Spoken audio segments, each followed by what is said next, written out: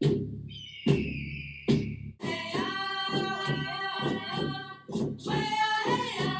you enjoy the show. Willy Wan, merci beaucoup and thank you.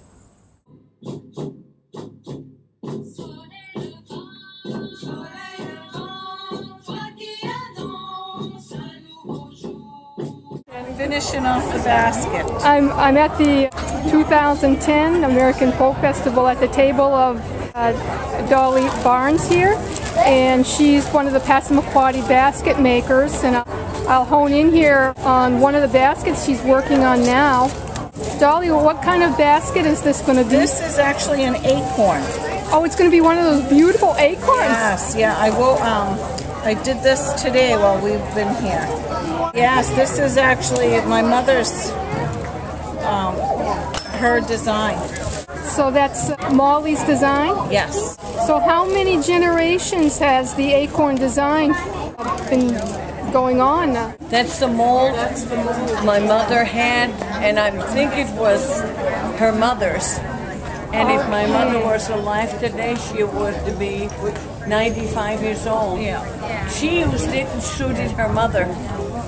And I'm sure they used it to make acorns, then they used it to make strawberries.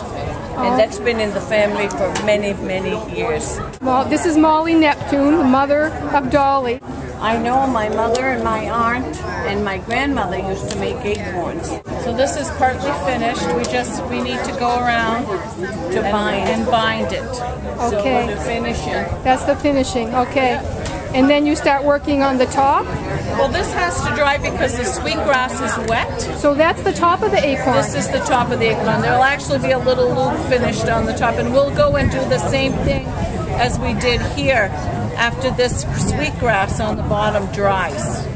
And is the rest of the basket made with ash? Yes, okay. The whole basket is made with ash and sweetgrass. Okay. I saw John give the ash pounding demonstration at the Princeton Powwow, Indian Township, yeah. Yes. Very labor intensive. Very. This is actually one of the easiest part of the basket making process is doing the weaving. I see. Yeah. The more difficult part is getting the materials ready. And I'm just going to film some of the other baskets, the beautiful baskets you have on your table. Oh, thank you. I see a patriotic one there with red, white, and blue woven with the ash. Yes, I think that's actually one of the ones my sister made. So the whole family's in on this basket making. Exactly. Let me see. My sister Janet made this one. My sister Liz made this one. That is so sweet. My nephew Cordell made this one, which is Janet's son. We don't have any of George's. No. Well, who made that creative corn cob? This is my mother's basket. Molly, that is just so creative. Cute. It really looks like a, you know, like corn. Exactly. And then the rest, this is one of my baskets. All three of the little flower baskets are mine. And that's the big one of my mom's. Very sweet. I love the turquoise flowers. Aren't nice they touch. beautiful? Yes. You must have fun experimenting with the different colors and we do. designs. Yeah. Well, I want to thank you so much for sharing your arts here at the 2010 American Folk Festival. Hey, thank you. Willy Wan. Here at the table of George Neptune and Logan Barnes. So how long, Logan, did it take you to make this beautiful rainbow basket? Stuff probably took me about 2 weeks. I can believe it. It looks like a lot of intricate work there. It looks like you put a lot of thought behind choosing the colors and the color placement. What Wabanaki Nation are you a part of, Logan? Passamaquoddy. Passamaquoddy. And it looks there like you're working on a basket? Yep. It's one of the smaller flower baskets. Okay, and that's sort of the form that you use to shape it? Yeah. Very interesting. Logan, you're a master artist, a master basket maker already, it seems. Not yet, though. So what's it take to be a master basket maker? You have to know how to do everything, learn everything, and... That means pounding the ash too? Yeah. Not really. How to do this? My grandmother taught me. You make all of these baskets? No. This is the only one that I brought. My mother, Dolly, made this.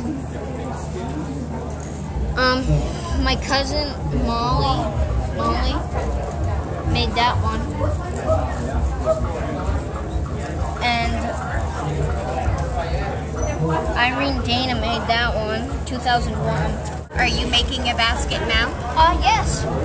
Actually, right here. I'm on the bottom. So how do you do it? It's actually, these are called standards, and these are weavers.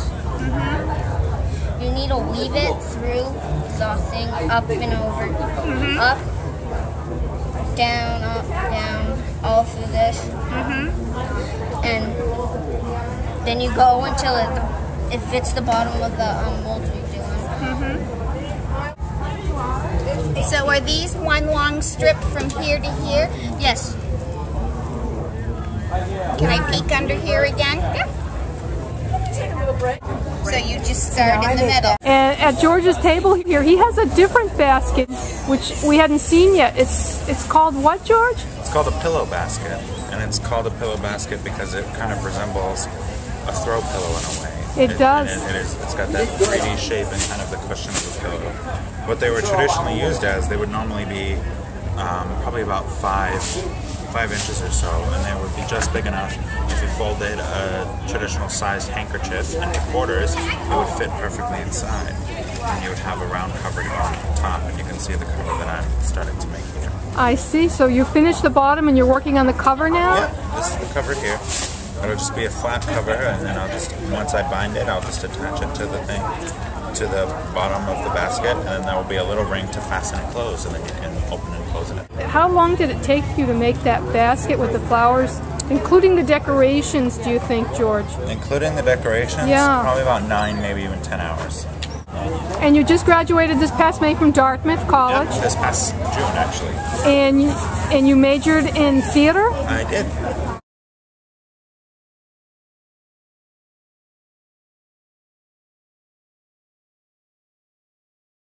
I'm at Karen Shea's table here, a Penobscot basket maker.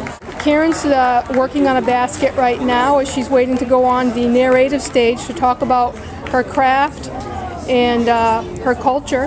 What is it you're preparing now here? Preparing a cover for this basket here. Oh, okay. I'll hone in on that basket there. Is that sweetgrass and Yeah, braided sweetgrass and ash. And ash. Yeah. And you're working on the cover right now. Uh-huh. Did you learn from your mother? I learned more by watching. When I was younger, I don't ever remember my parents sitting me down and saying, this is how you do this and this is how you do that. I watched them and copied. So you were a ready learner. Mm-hmm. You said some of these are made by you? Yeah, and 7 of them are made by me, and 6, I forget which.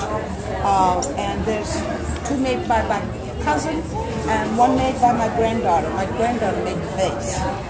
So you're teaching your granddaughter to continue the art of basket making. So it's coming down through the generations. Well, Karen, I can't thank you enough for representing the Penobscot Nation here at the 2010 American Folk Festival. Thank you, Willie Wan. My mother and father were both basket makers, Lawrence Shea and Madeline Shea. Leanna, any thoughts about, because you're just starting out as a basket maker. Well, you've been doing it since you've been 12 though, right? Yeah, I've been doing it for 11 years. And how about your generation? What do you think? Are they interested? My generation is definitely interested. I'm going to teach my daughter.